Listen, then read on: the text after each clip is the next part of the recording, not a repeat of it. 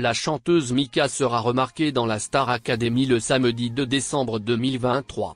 Il chantera à un concert de son succès très heureux. Cependant, quand il était enfant, il a connu des moments horribles comme il l'a dit. Mika, Chimène Badi, Neige, Charlotte Cardin et Slimane sont des invités prestigieux de Premium Star Premium le samedi 2 décembre. À cette occasion, Mika chantera une série de ses tubes avec Taïni, Axel et Pierre lors de sa sortie de son 6e album en décembre. Sa tête grandissait toujours. C'était pour parler de cet opus. C'était sa première fois en français que Mika a donné une interview avec le magazine Paris Match. Dans cette interview, il a mentionné sa mère, décédée et s'est battue contre le cancer du cerveau extrêmement agressif, mais aussi son compagnon, qu'il aimait le pont laissé après une dispute. La chanteuse a également parlé de son enfance et a fait une divulgation inattendue. Alors que le journaliste lui a souligné qu'il avait un point attrayant pour la fin du monde, Mika a répondu « J'adore l'idée de tout brûler et de commencer depuis le début. Nous pouvons alors faire tout ce dont nous avons honte, nous avons peur des conséquences. La révélation est toujours une chose importante dans l'art, dans la religion, dans la mythologie, à travers cette idée qu'elle viendra bientôt. » Mika a été désordonnée pendant 4 ans. Et pour continuer, mon enfant doit endurer près de 4 années horribles le soir, parfois je suis même sur la route.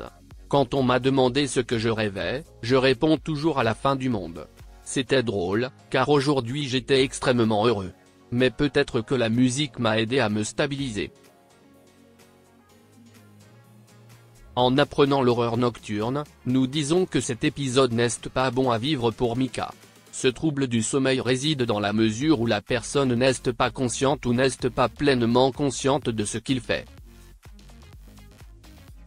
L'enfant a commencé à crier, à pleurer, à sangloter, à crier.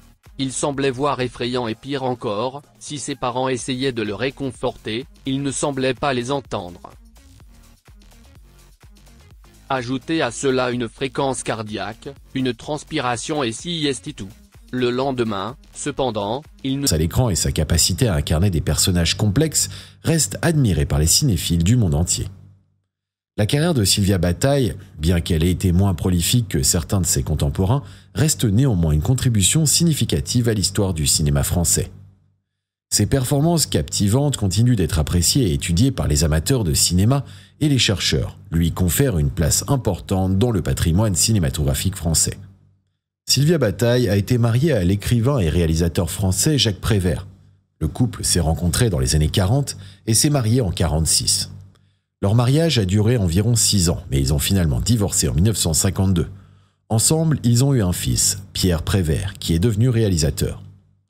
La relation entre Sylvia et Jacques Prévert était tumultueuse et marquée par des hauts et des bas. Ils ont collaboré sur certains projets cinématographiques, notamment dans le film Les Enfants du Paradis, où Jacques Prévert était le scénariste. Malgré leur séparation, Sylvia et Jacques Prévert sont restés en bons termes et ont continué à entretenir une amitié. Après son divorce avec Jacques Prévert, Sylvia Bataille s'est retirée progressivement de la vie publique. Elle a préféré mener une vie plus discrète, éloignée des projecteurs et des médias. Peu d'informations sont disponibles sur sa vie privée après sa carrière d'actrice. Sylvia Bataille est décédée le 20